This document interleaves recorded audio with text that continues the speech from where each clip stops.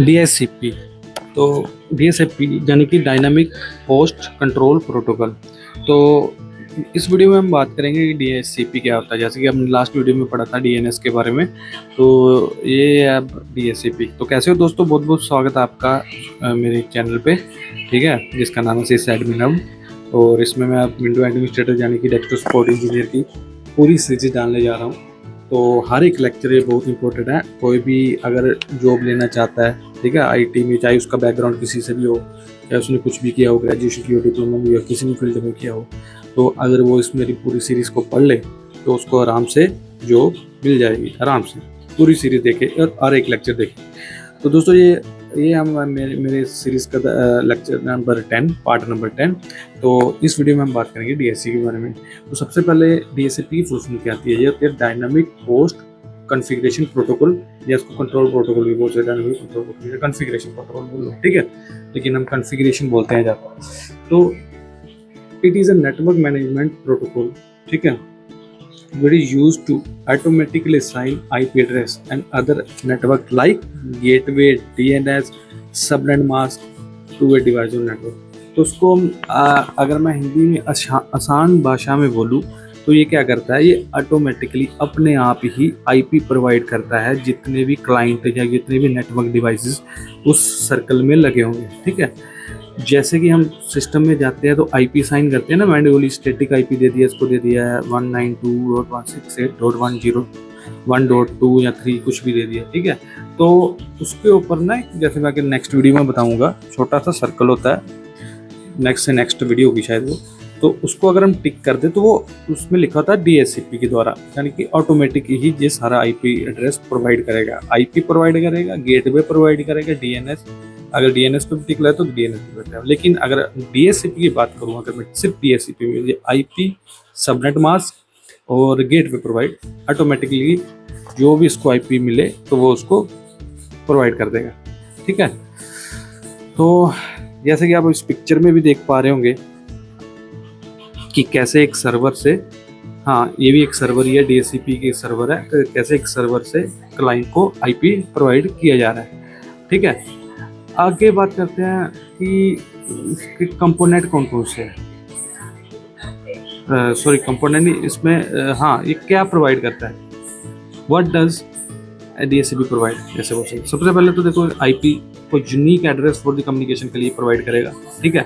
फिर उसके बाद करेगा सबनेट मास्क, ठीक है, to define the network size की कितना नेटवर्क है। सबनेट मास्क के आपको मेरी पिछली वीडियो में देख लो जाके जिसको नहीं पता है, ठीक है। डिफॉल्ट गेटवे प्रोवाइड करेगा फॉर इंटरनेट और एक्सटर्नल एक्सेस, इंटरनेट या एक्सटर्नल एक्सेस के लिए उसको गेटवे प्रोवाइड करेगा। डीएनएस सर्वर भी प्रोवाइड कर देता है, अगर डीएनएस लगा दो आप, to resolve domain name.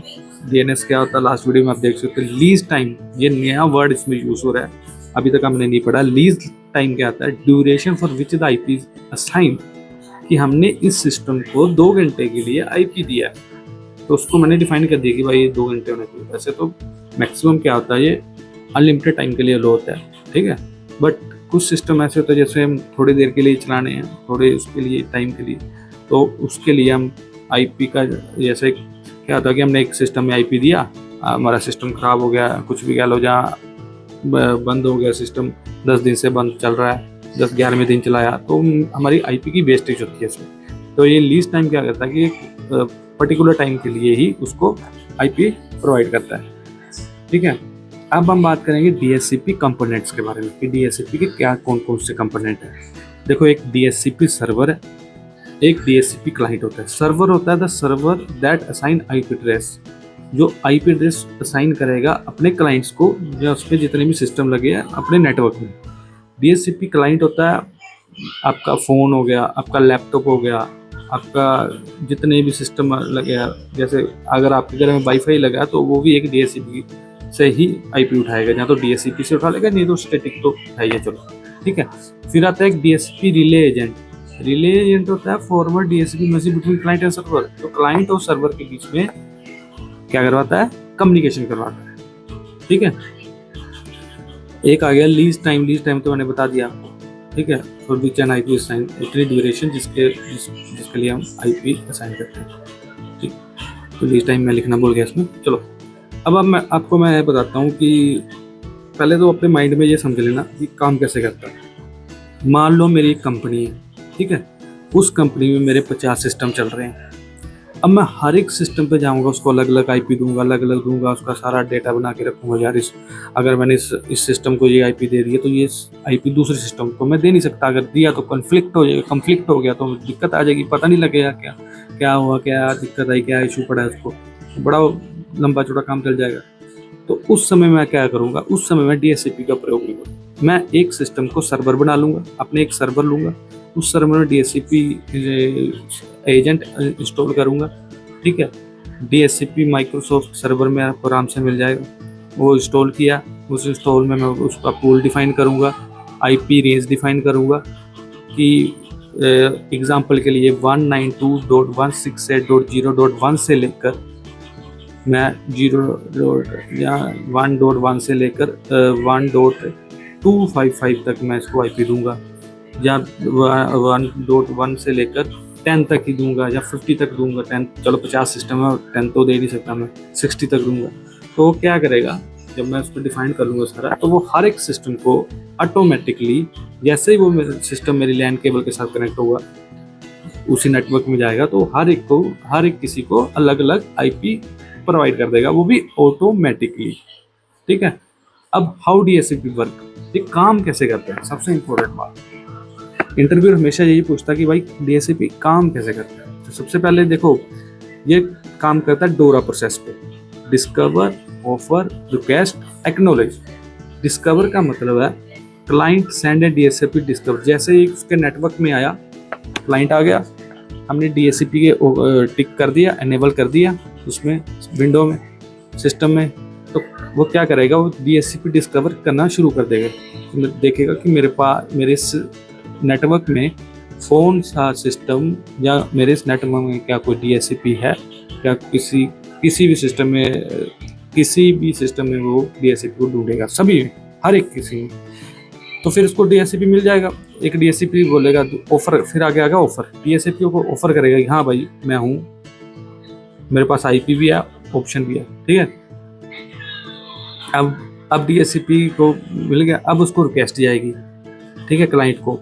Client send a DHCP request to accept the offer from one server, ठीक है।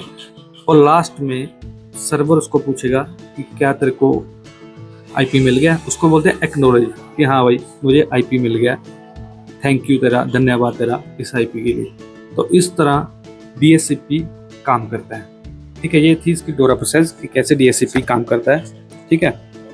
तो अब हम बात करते हैं लास्ट टॉपिक की, जिसका नाम है static IP versus dynamic IP। Static IP की मैंने बताया ना कि जैसे हम मैन्युअली IP डालते हैं तो वो स्टैटिक IP होता है, और डायनामिक यानी कि DHCP होता है जो ऑटोमेटिकली कॉन्फ़िगर होता है। सबसे पहले हम बात करें प्रोवाइडर। देखो स्टैटिक IP हम ISP से लेते हैं, इंटरनेट सर्विस प्रोवाइडर।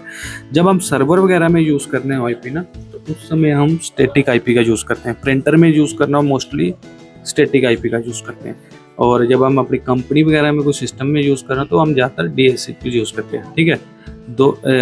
देखो नेचर वाइज बात करें तो स्टैटिक जो होता है वो कांस्टेंट नेचर से, ठीक है, और डायनामिक नॉन कांस्टेंट, ठीक है। सिक्योरिटी देखो लेस सिक्योर है स्टैटिक IP, मोर सिक्योर है डायनामिक IP, क्योंकि ये DHCP सर्वर पर डिपेंड करता है, ठीक है।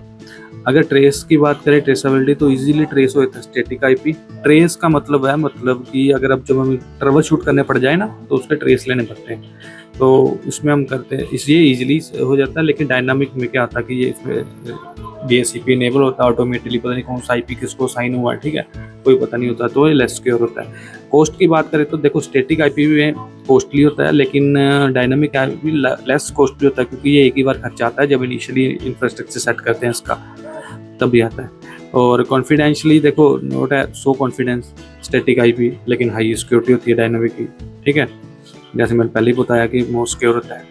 ट्रबल शूटिंग में देखो इजी होता है, ये भी मैंने बता दिया, ट्रेस की बात आई थी जब, लेकिन कम्प्लेक्स होता है डायनामिक IP में। तो ये था आज का लेक्चर, ये था आज का हमारा DHCP का लेक्चर। तो धन्यवाद दोस्तों, चैनल को सब्सक्राइब करना, वीडियो को लाइक करना अगर अच्छी लगी तो। आपको अच्छे से पता कि छोटे से गांव से मेरी छोटी सी शुरुआत है, और अगर वीडियो अच्छी लगी तो ज़रूर सब्सक्राइब करना यार। थैंक यू भाई।